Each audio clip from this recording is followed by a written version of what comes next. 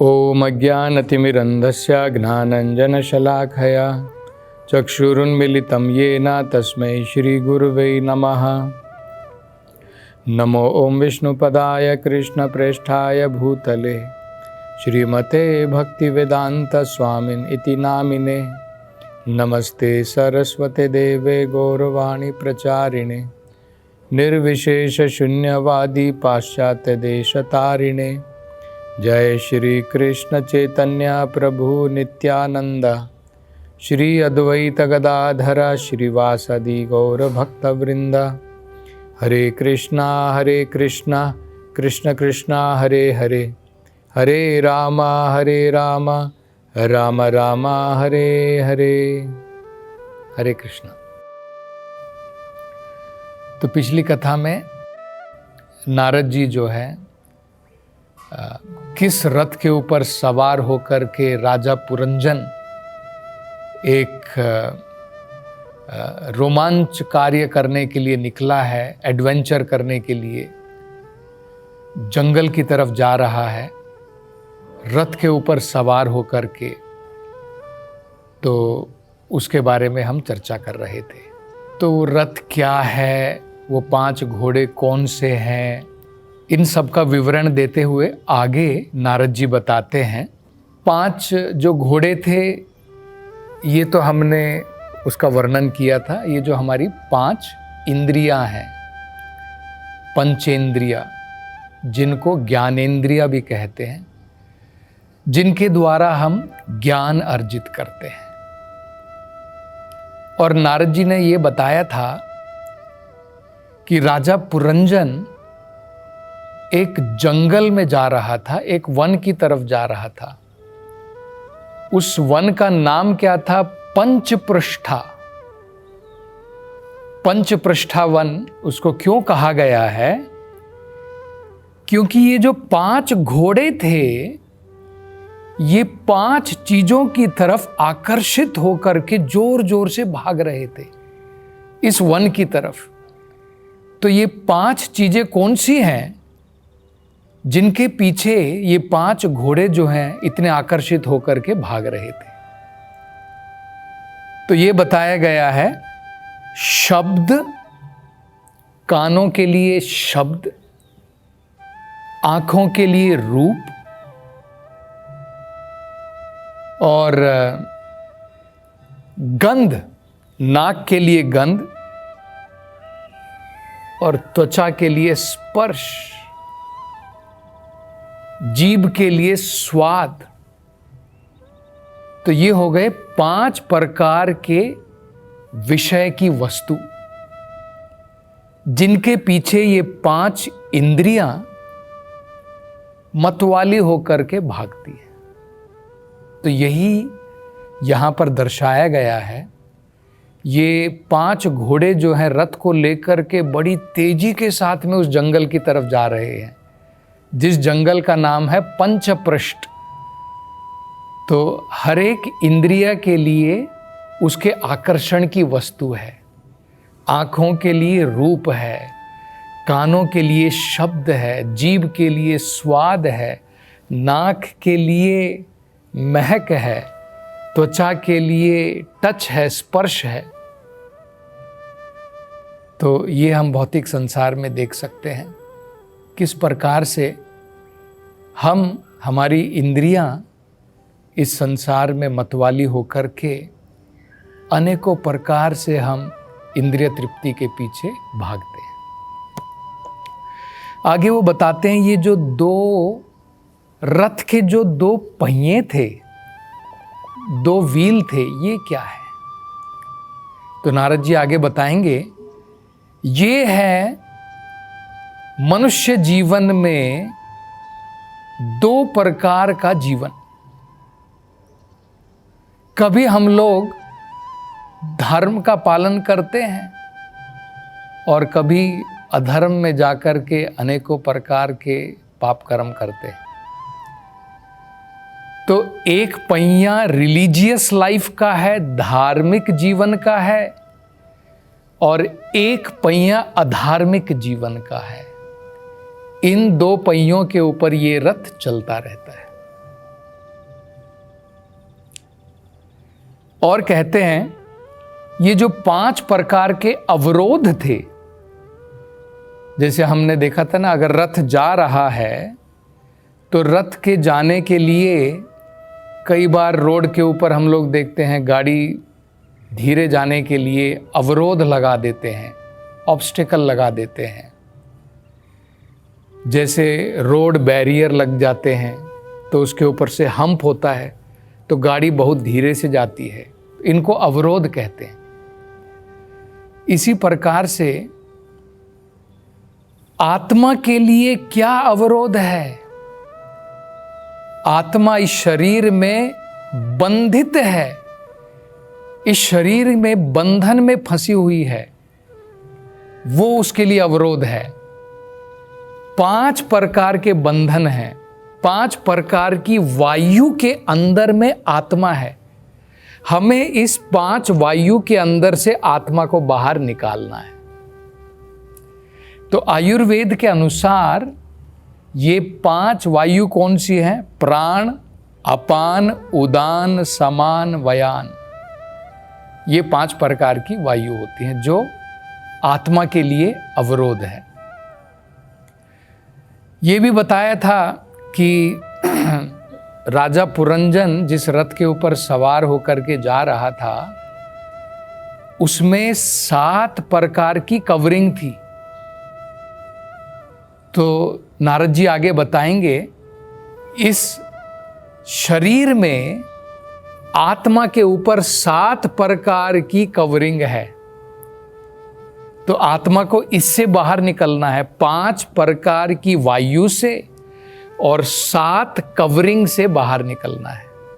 7 प्रकार की जो परत है ये भी आयुर्वेद के अनुसार बताई गई है। त्वाक, त्वाक का मतलब होता है स्किन, ये हमारी त्वचा। और क्या है? मांसा, इसके नीचे आप देखेंगे ये तो त्वचा है, इसके अंदर मांस होता है। फिर हम लोग देखते हैं मेधा, फैट होता है। फिर मज्जा, उसे कहते हैं मैरो। फिर अस्थि, बोन, हमारी हड्डी होती है। शुक्र, सीमेन होता है। और रक्ता, ब्लड। तो ये 7 प्रकार की परत के अंदर में आत्मा फंसी हुई है और आध्यात्मिक शुद्धिकरण के द्वारा आत्मा को हम इस बंधन से बाहर निकाल सकते हैं। तो ये भी बताया है। आगे ये भी बताया गया था उसमें कि इन घोड़ों के लिए एक लगाम थी। आपने देखा होगा ना, घोड़े को कैसे कंट्रोल में, नियंत्रण में कैसे रखा जाता है।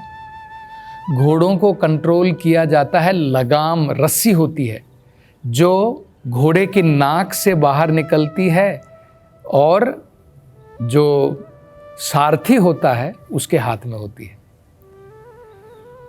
तो ये रस्सी कौन सी है? ये है हमारा मन, हमारा माइंड। बुद्धि अलग है, मन अलग है। मन जो है इसके हाथ में लगाम है इंद्रियों की, और बुद्धि जो है उसका कार्य क्या है? मन को नियंत्रण में रखने का। तो अभी तो अलग हो गया है। बुद्धि ने सारी स्वतंत्रता मन को दे दी है, मन ने सारी स्वतंत्रता इंद्रियों को दे दी है। और जो आत्मा है, जो इस शरीर के अंदर में आत्मा है, वो सुख और दुख भोग रही है इस मन, बुद्धि और इंद्रियों के कारण। तो हमें क्या करना है इसके लिए? अपनी बुद्धि को शुद्ध करना है। बुद्धि शुद्ध होने के बाद मन को कंट्रोल करना है। माइंड कंट्रोल के द्वारा इंद्रियों के ऊपर लगाम लगानी है। और अगर हमारी इंद्रियां लगाम लग गई, अगर वो सही प्रकार से कार्य करेंगी तो हमारा जीवन शुद्ध हो जाएगा, हम आध्यात्मिकता में प्रगति कर पाएंगे। उसका मतलब क्या है? आत्मा इस भौतिक बंधनों से छूट जाएगी। तो ये बताया है। ये भी कहा था इस रथ के ऊपर 2 खंबे हैं, पोल हैं, जिसके ऊपर ये लगाम बांधी जाती है। तो ये 2 खंबे बताए जाते हैं, शौक और भ्रम। मतलब हमारा मन, हमारी ये जो लगाम है मन की, ये 2 प्रकार से कार्य करती है। लैमेंटेशन, इस भौतिक संसार में हम अनेकों प्रकार से असंतुष्ट होते हैं और विलाप करते हैं। अरे मेरा ये काम पूरा नहीं हुआ, मैं एग्ज़ाम में फेल हो गया, मुझे अच्छी नौकरी नहीं मिली, मेरे पास कार नहीं है, मेरे पास घर नहीं है।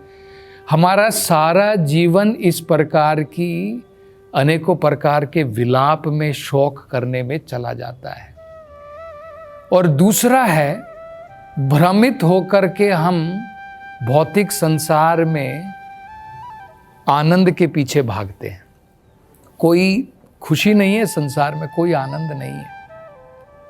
तो यही 2 प्रकार की चीजें हैं। अनेकों प्रकार की इच्छा करते हैं भ्रम के द्वारा और उन सुखों के पीछे भागते हैं, और जब वो सुख जो है हमें असंतुष्ट कर देते हैं तब विलाप करते हैं। ये हमारा जीवन है। तो ये जो है 2 प्रकार के खंबे बताए जाते हैं, पोल बताए जाते हैं। नारद जी ने यह भी बताया था कि राजा पुरंजन जो है अकेले नहीं गए, उनके साथ में 11 सेनापति गए थे। ये 11 सेनापति कौन है? बुद्धि अकेली काम नहीं करती है। राजा पुरंजन बुद्धि है हमारी, अकेली काम नहीं करती है। राजा पुरंजन तो आत्मा है, लेकिन उसकी जो पत्नी थी वो बुद्धि का कार्य करती है। तो राजा पुरंजन जो है अकेले नहीं गए। राजा पुरंजन किस प्रकार से भोग करते हैं? पत्नी के साथ में तो उन्होंने भोग किया अपने पैलेस में, अपने महल के अंदर में। उसके अलावा, अपनी पत्नी के अलावा 11 उनके सेनापति थे, जिनकी मदद से अब वो कुछ काम करने के लिए जा रहे हैं, जंगल में शिकार करने के लिए जा रहे हैं।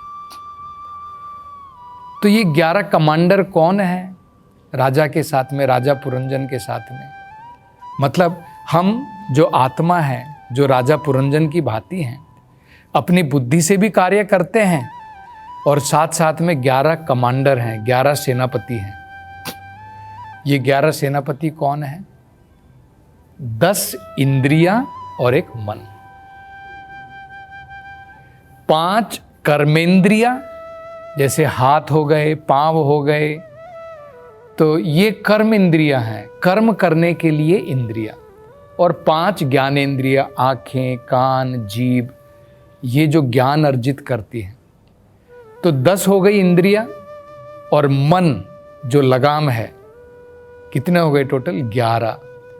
तो इन 11 सेनापतियों की मदद से हम इस भौतिक संसार में अनेकों प्रकार के पाप कर्म करते हैं। इन सेनापति के साथ में वो जा रहा है, राजा क्या करने जा रहा है? पाप कर्म करने जा रहा है। हम आगे देखेंगे, नारद जी बताएंगे वो क्या करेगा। तीर कमान उसने ले ली है और बड़े भयंकर प्रकार के जो है उसने बाण लिए हैं जानवरों को मारने के लिए। तो इन इंद्रियों और मन की सहायता से हम अनेकों प्रकार के पाप कर्म करते हैं।